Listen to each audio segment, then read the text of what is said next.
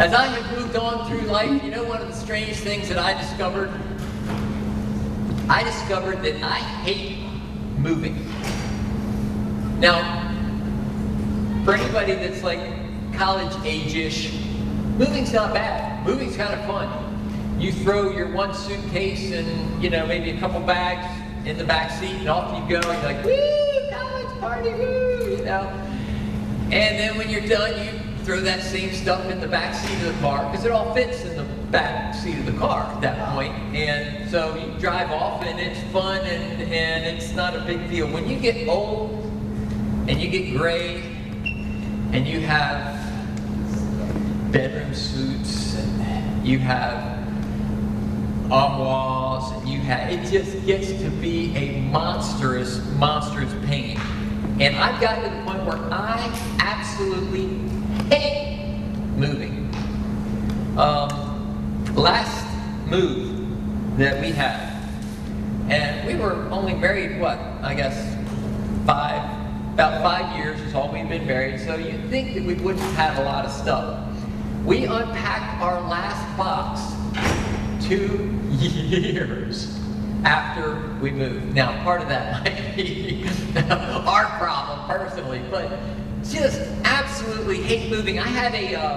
We moved one time when I was in college, which shouldn't have been bad, but I was moving my parents.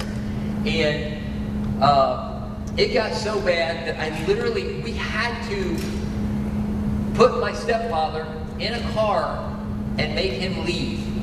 It was like whatever programming and wiring in his brain, he was short-circuiting. It was driving him nuts to move. Moving can be a terrible, terrible, and difficult thing. And unfortunately, we are going to be reading this morning in Genesis 12, where God introduces himself to Abraham, who is known today as the father of faith. And the very first thing he starts out with in his introduction to Abraham is, it's time to move, buddy. And so that's the story that we're going to cover. It's time for Abraham to move. We're in Genesis chapter 12, and we're starting with verse 1. I'm just going to read through here. And it just is what it is.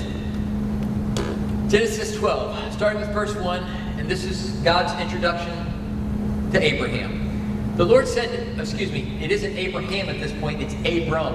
That's the guy's name.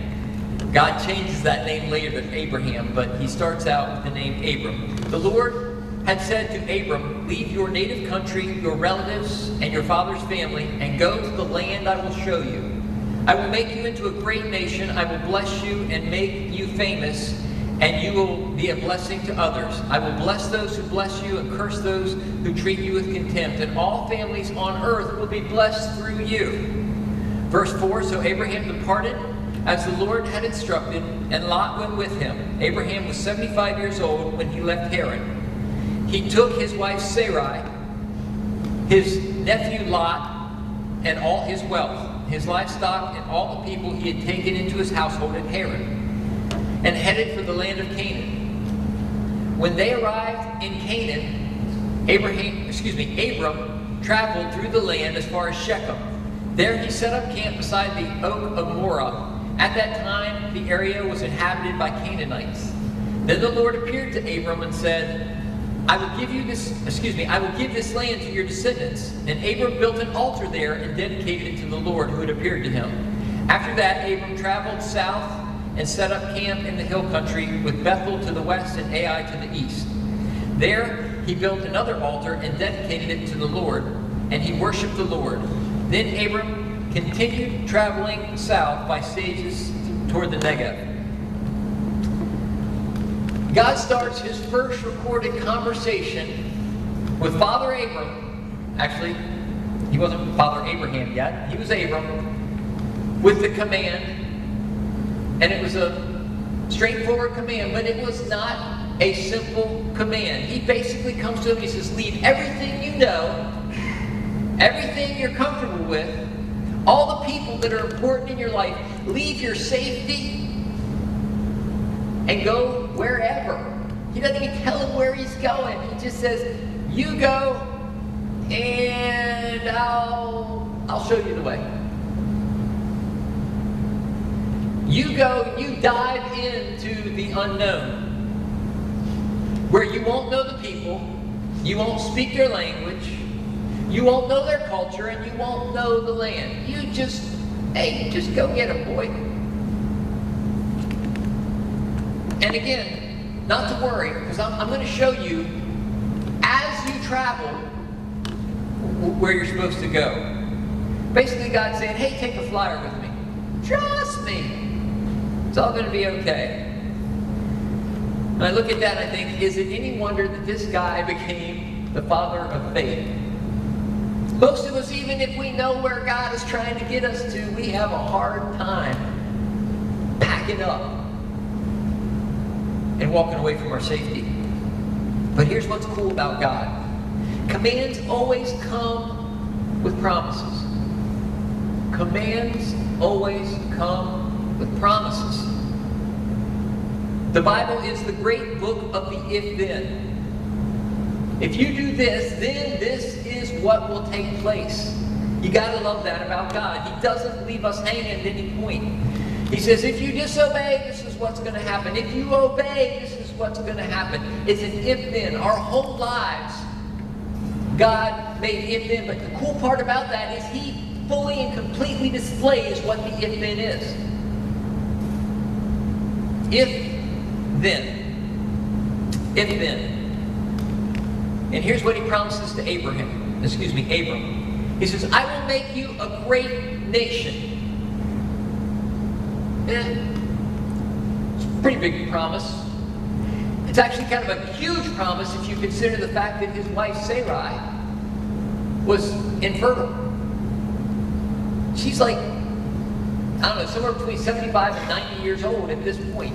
I think she's about 75. But she's an old lady at this point. They've never been able to have kids. And God says, I'm going to make you into a great nation. That's a flyer. I will bless you and make you famous. That's a pretty big one. And you will be a blessing to others. I will bless those who bless you and curse those who treat you with contempt. God's saying, I got your back. And all the families on earth will be blessed through you. Now, look at what He's saying. He's saying, I've got your family. I got your finances. I got your self-esteem. You'll be effective at the things that you attempt to do in any kind of ministry and help that you try to help people. And I basically got your back as well. Somebody does wrong to you, I'm going to get them. Somebody does good to you, I'm going to do good to them. Basically, summing it up, He says, I'll give you a family. You don't have a family, I'll give you a family, and I'll care for them and bless them, both in the short term and in the long term. I'll see to your needs financially and make you secure. I will grant you greatness among your peers. I'll make you useful and beneficial to those around you. I will fully protect you. The whole world will be a better place simply because, Abram, you are alive. The level of security that God gives Abram is amazing. Is it any wonder that the psalmist calls God his rock and his firm foundation? Because the level of security there in those promises is astounding. You can't get a more secure position than God was offering to Abram.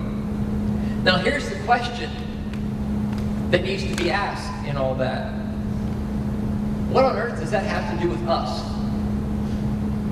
That's the proverbial, so what? God made big promises to Abram. Big whoop-de-doo, so what? What does that have to do with me? Well, here's what that has to do with us. God is righteous. He's no respecter of persons. And what He's done for one, He will do for another. That's part of his righteousness. It's part of him not being a respecter of persons. That means that if we conduct ourselves like Abraham did, God will bless us as well.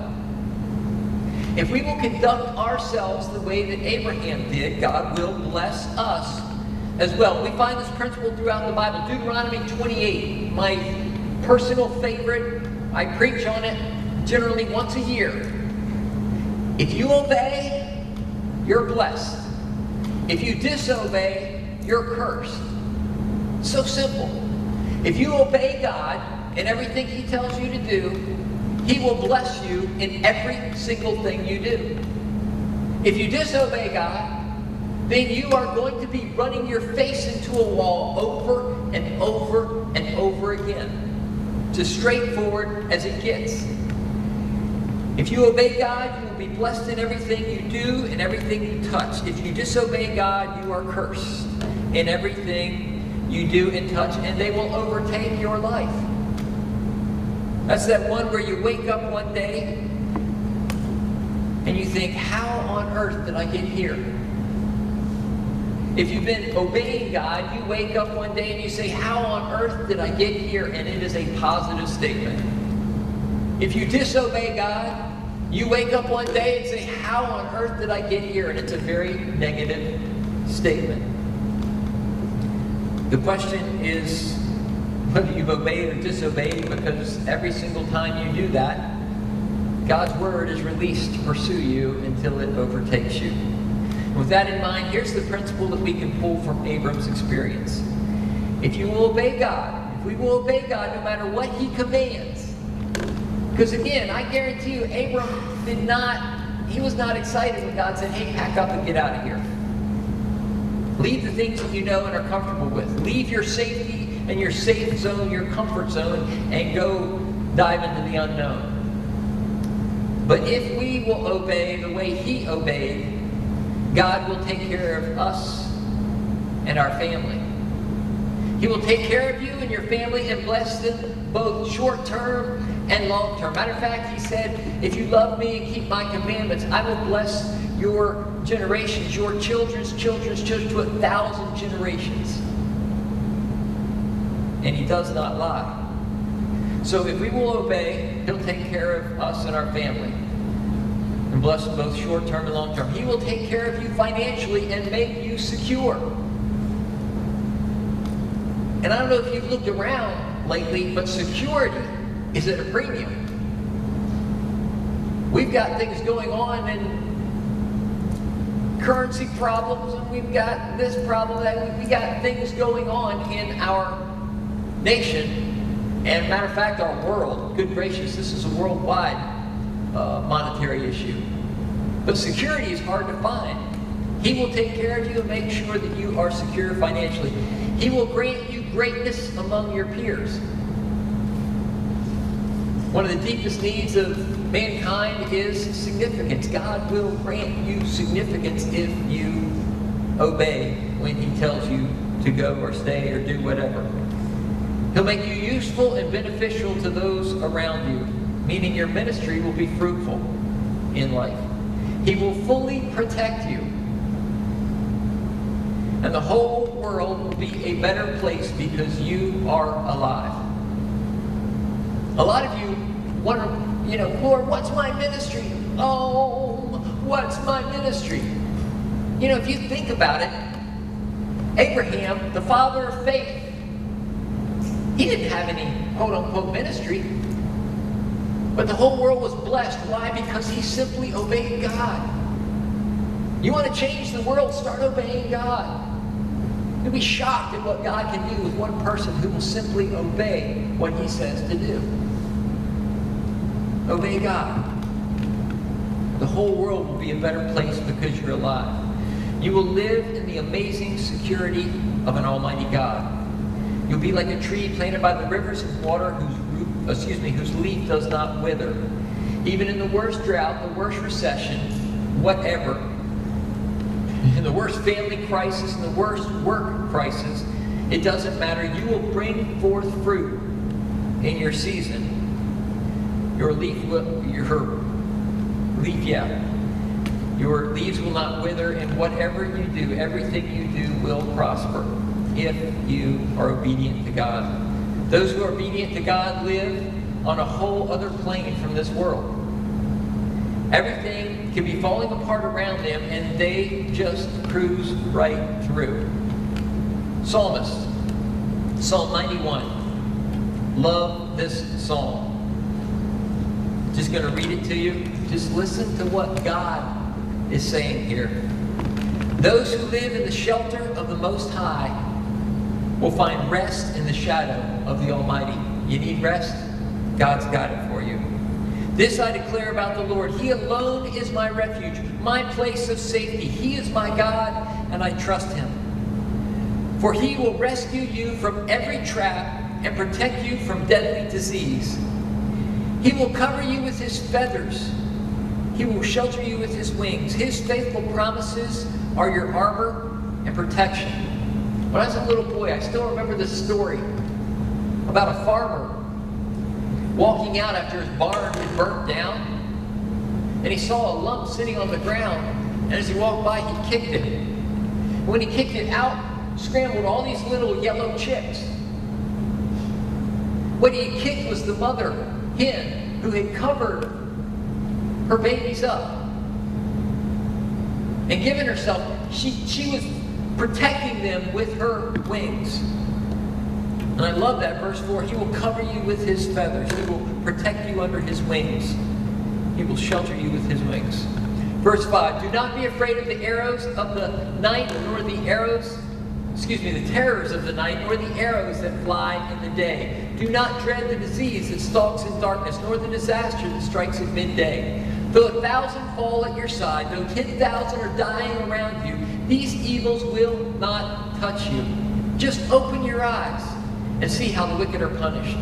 If you make the Lord your refuge, if you make the Most High your shelter, no evil will conquer you, no plague will come near your home. Want to know how to protect your family? Make God your refuge. For he will order his angels to protect you wherever you go. They will hold you up with their hands so you won't even hurt your foot on a stone. You will trample upon lions and cobras. You will crush fierce lions and serpents under your feet. The Lord says, I will rescue those who love me. I will protect those who trust in my name. When they call on me, I will answer. I will be with them in trouble. I will rescue and honor them. I will reward them with a long life and give them my salvation. Rescue and honor. That's God's promise for those who live in the shelter of the Most High and who find their rest in the shadow of the Almighty. Amazing and profound promises. So Abraham obeyed.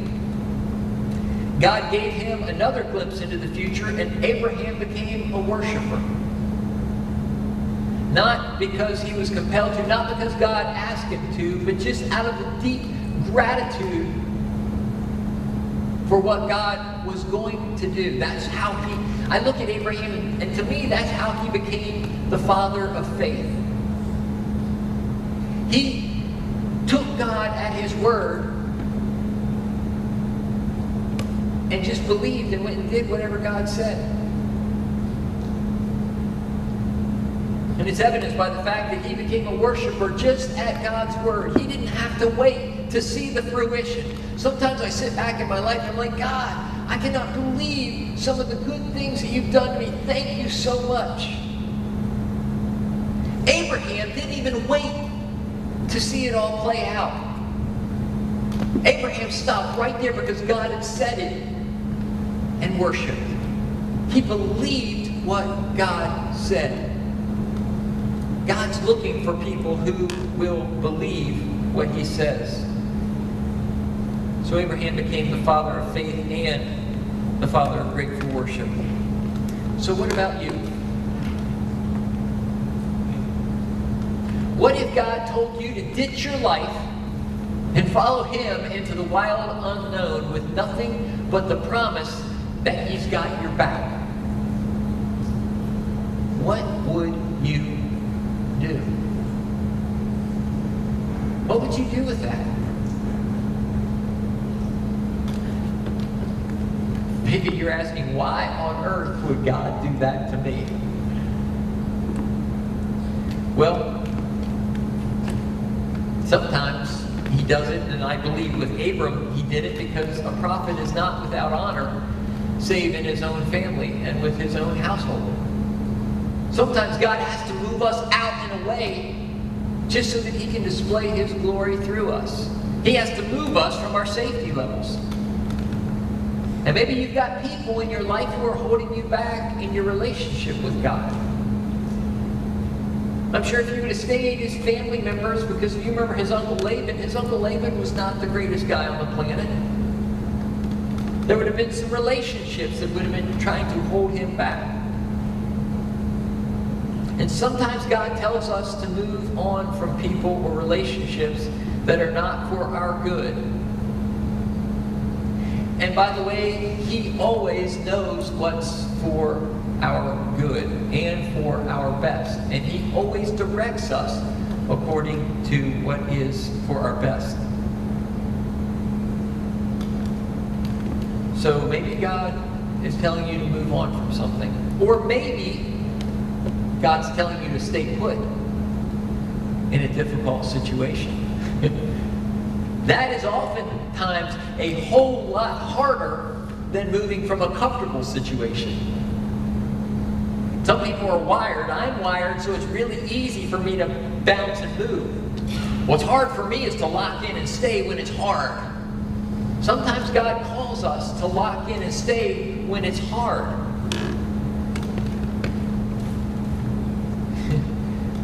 And a lot of times it's simply because God needs us there to work in us and also to work in the people around us. Sometimes he's at work in your spouse. Sometimes he's at work in you through your spouse. I mean, I look back at my wife and I, we're much different and profoundly better people because we stayed in a very difficult situation when we first got married. We stuck it out because that's what God said to do, so we obeyed. And of course, the back end of obeying is what? It's being blessed. It's always being blessed. Maybe you're in a really tough job. Maybe you have some difficult friends that God just haven't told you it's okay to ditch yet. And again, sometimes it's not even what we're there to do in their lives. Sometimes God allows us to be around tough people because it's something he has to do in us. A lot of times it's more about us than it is about the situation. Because here's the thing, God is more concerned with who you become than how happy you are. Because in the end, your joy and your salvation will be predicated on who you become. So he takes us through difficult times sometimes, but with an eye towards making everything glorious that we sing about in our lives. So the key is to obey. And the question is, will you obey? Will you stay in a difficult situation? Will you leave a comfortable situation if God tells you to? The bottom line is simply, will we obey God? Oddly, I think that the answer to that question is why most of us will never fully experience the blessing of God that Abraham received. The answer to that question, will you obey, is the single reason we don't experience all of the good that God has for us. And it's not that God won't bless you. It's that you won't trust him enough to dive into the deep end with him. And what's crazy about that is that he never fails his promises. He never drops us. Ever.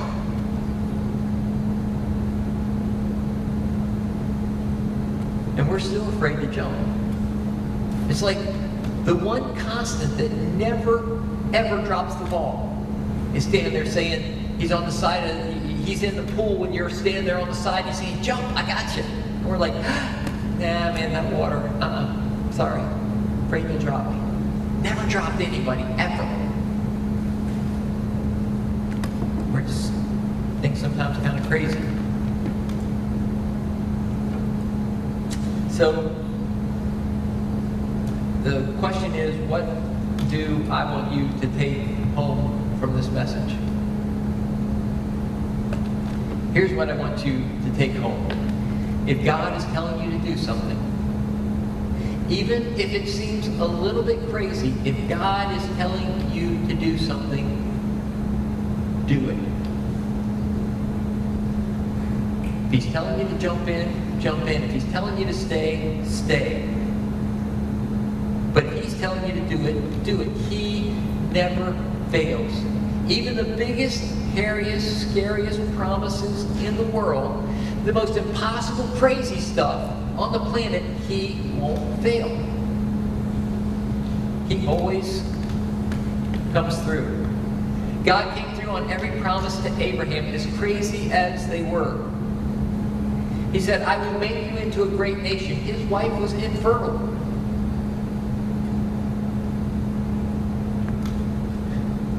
And this is the other side. She was also old. You realize she gave birth, I think, when she was 90. But God can do anything if we will obey. Matter of fact, if we will obey, He will move heaven and earth to do what He has to do. He said, I will bless you and make you famous, and you will be a blessing to the whole earth. Did He bless Abraham? Yes. Did He make him into a mighty nation? Yes. Did He bless the whole earth through Abraham? Absolutely. That's who Jesus, if you carry the lineage on down from Abraham, that's where Jesus came from. Literally turned the world upside down. Gave us salvation. Gave us heaven. Essentially through the bloodline of Abraham. God always comes through, even if it is the biggest, hairiest, scariest, craziest promise you've ever heard. God will deliver. He always delivers. He came through for Abraham, and He will do the same for you. And if you're struggling to obey Him in something, here's my advice to you. Just jump in. Just jump in. He absolutely never fails. His word never returns void. He will take care of you. Do what God tells you to do. And some of you are saying, wait a minute, I don't know if He's telling me to do this or not. Well, I will say this. If God is trying to communicate with you, He will get through. I struggle with this in my life. Oh Lord, is that you? If He's got a word, if He's got something like this that He's trying to get through to you, you're going to know that it's God. I'll just say that for the record, because I don't want you walking out of here trying to get all mystical. God will speak to you, and when He speaks to you, you will know that you know that it's Him. On the other hand, He's already spoken volumes upon volumes to you through what He said in His Word. You can start there. And if you'll start there, if He's got something more for you, He will let you know. And it doesn't have to be something where you're scratching your head wondering. God will move heaven and earth. He'll take a 2x4 and smack you upside your head like He does sometimes for me, because that's what it takes to get through to me. Some people are all, when they hear God all the time, God generally just takes a 2x4 to me, because He knows that it takes a little more to get my attention. But when He wants to say something, God will always make it clear. So, what am I trying to say? Do what God tells you to do. First in the Bible, and second in any simple thing that He's telling you and speaking to you. But again, it won't be questionable. You'll know that it's God. But when you know that, when you've heard it, when you've read it in His Word, do it. Be a doer of the Word. Because if you are, man, all of the blessings, all the good, all the security, all the things that you're hoping for and looking for in life, they're right there. Even the greatness. I mean, some people, oh, I want to be famous. Well, you will be. Just do what God says. You'll be surprised, shocked, amazed. There are people that we still talk about today in this world that are quite famous, but if you would have looked at what they did with their lives, you would have thought, they're never going to be anybody. Mother Teresa, Hudson Taylor, people that just disappear to the other side of the world, and you think, we'll never hear from them again. God's just looking for people who will obey what He tells them to do. He'll take care of every other issue in your life if you will simply obey Him. Okay. He gets through, and all we have to do is obey. Are we clear on what we need to do this morning? We need to obey. All right. Let's pray.